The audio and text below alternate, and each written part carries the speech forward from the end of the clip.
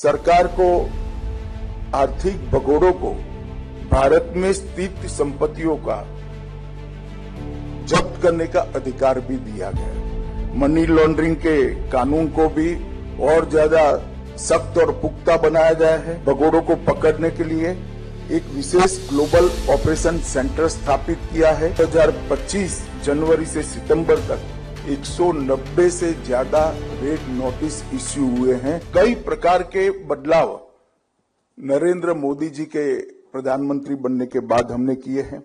2018 में भगोड़ा आर्थिक अपराधी अधिनियम हम लेकर आए और इसके तहत सरकार को आर्थिक भगोड़ों को भारत में स्थित संपत्तियों का जब्त करने का अधिकार भी दिया गया। लगभग 4 साल के अंदर ही हमने $2 बिलियन की रिकवरी करी है। ये बहुत बड़ी सिद्धि है, मगर उसको और तेज गति से हमें आगे बढ़ाना है। मनी लॉन्ड्रिंग के कानून को भी और ज्यादा सख्त और पुख्ता बनाया गया है और लगभग $12 बिलियन की संपत्ति एक प्रकार से 14 से 23 के बीच में अटैच करने का काम हुआ है।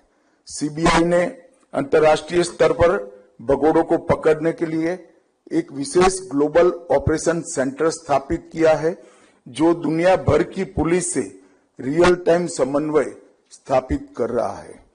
साथ ही रेड नोटिस प्रकाशन, अभी आंकड़े सीबीआई डायरेक्टर ने बताए, मगर 2025 जनवरी से सितंबर तक 190 से ज्यादा रेड नोटिस इश्यू हुए हैं। वो सीबीआई की स्थापना से अब तक सबसे ज्यादा है। यही बताता है कि हम अगर व्यवस्था करते हैं तो इससे हमें बहुत फायदा होता है। ऑपरेशन त्रिशूल के तहत भी बहुत अच्छी कार्यवाही हुई और उसके नतीजे भी मिले हैं। और इसी प्रकार से भारत पोल, इसकी संरचना से हमें जब से लॉन्च हुआ तब से जनवरी 25 से अब तक बहुत अच्छे नतीजे प्राप्त हुए हैं। मगर इसका महत्तम उपयोग सभी केंद्रीय एजेंसियां तो कर ही रही है, परंतु राज्य की पुलिस भी इसका महत्वपूर्ण उपयोग करें तो मुझे लगता है कि हम हमारे उद्देश्यों की प्राप्ति में बहुत अच्छे तरीके से सफल होंगे। अभी जो 160 साल पुराने कॉलोनियल कानूनों को हमने बदलकर 3 नए आपराधिक न्याय प्रणाली के कानून लेकर आए हैं, मैं मानता हूं ये 21वीं सदी का सबसे बड़ा रिफॉर्म है और मुझे पूरा भरोसा है जिस प्रकार से इसके इम्प्लीमेंटेशन में राज्य सहयोग कर रहे हैं, तकनीकी सुधार भी कर रहे हैं, ट्रेनिंग भी हो रही है और कोर्ट का भी सहयोग मिल रहा है। 2027 के बाद रजिस्टर कोई भी एफआईआर में हम सुप्रीम कोर्ट तक सिर्फ 3 साल के अंदर न्याय दिलाने में सक्षम होंगे। ऐसा तंत्र बनाने में हम सफल होंगे। भारतीय नागरिक सुरक्षा संहिता में हमने 355 और 356वें खंड में ट्रायल इन एब्सेंशिया का प्रोविजन किया है।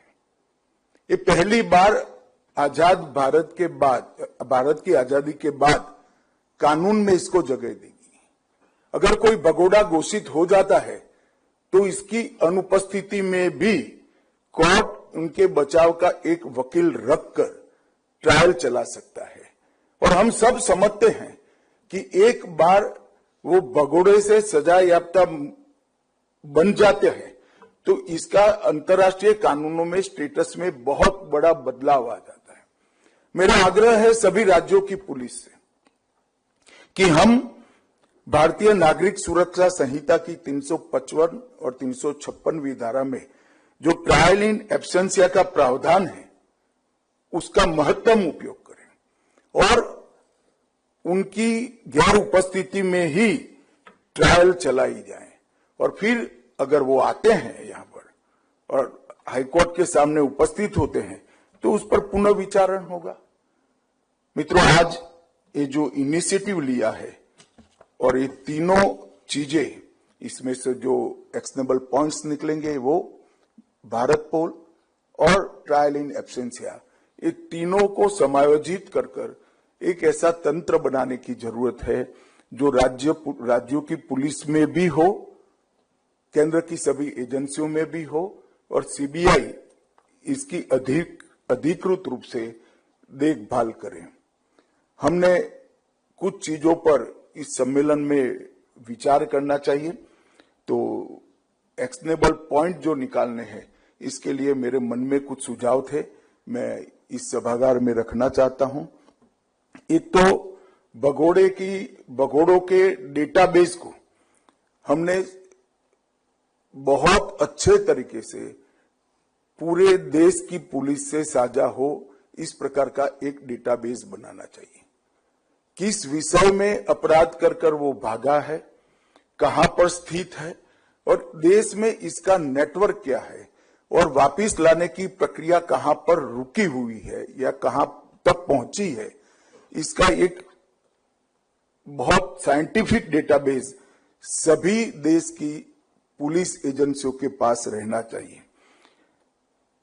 नार्को, आतंकवाद, गैंगस्टर और वित्तीय एवं साइबर अपराध, ये चारों के लिए एक समन्वय करने वाला फोकस ग्रुप सभी राज्यों की पुलिस के अंदर प्रस्तापित करना चाहिए, और आईबी और सीबीआई ने मैक के माध्यम से वो फोकस ग्रुप को गति देने का काम करना चाहिए। प्रत्येक राज्य की पुलिस में प्रत्यार्पण के मामलों की प्रभावी तैयारी के लिए एक एक्सपर्ट स्पेशल सेल की रचना करनी चाहिए। ये बहुत एक प्रकार से विशिष्ट ज्ञान की जरूरत वाला क्षेत्र है। इसमें आपको भारत की दुनिया भर के देशों के साथ हुई संधियों का भी अभ्यास करना पड़ेगा, अंतर्राष्ट्रीय कानूनों का भी अभ्यास करना पड़ेगा, और हमारे कानून के साथ ये सारी रिक्वायरमेंट को समन्वित कर प्रक्रिया करनी पड़ेगी। अभी बहुत कम राज्यों के अंदर ऐसे स्पेशल सेल उपस्थित है, बने हैं।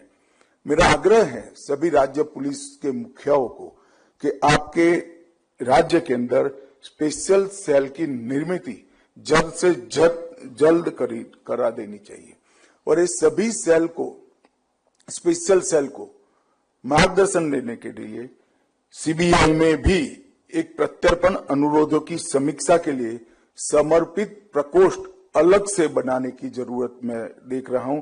इससे होगा तो ये सेल जो काम कर रहे हैं उनका उत्साह भी होगा। ज्यादा से ज्यादा ट्रायल इन एब्सेंसिया के धारा का उपयोग करना चाहिए। प्रत्येक राज्य में भगोड़ों के लिए एक विशेष कारागृह जो अंतर्राष्ट्रीय मानकों को पूरा करता है, ऐसा बनाने की जरूरत है, क्योंकि उनका विदेश की कोर्टों में यही आर्गुमेंट रहता है कि यहाँ के कारागार ठीक नहीं है, इनके मानव अधिकारों की चिंता नहीं करेंगे। मैं इससे सहमत नहीं हूं, मगर बहाना भी है तो हमने क्यों रखना चाहिए। हरेक राज्य के राजधानी में एक ऐसा सेल बना देना चाहिए जो अंतर्राष्ट्रीय मानकों को पूर्णतया पूरा करता हो। पासपोर्ट जारी करने वाली प्रक्रिया में भी और विधि प्रवर्तन एजेंसियों के बीच में समन्वय और प्रोटोकॉल विकसित करने पड़ेंगे। किसी भी पासपोर्ट जारी के विरुद्ध अगर रेड कॉर्नर नोटिस की प्रक्रिया शुरू होने पर पासपोर्ट को रेड फ्लैग किया जा सकता है।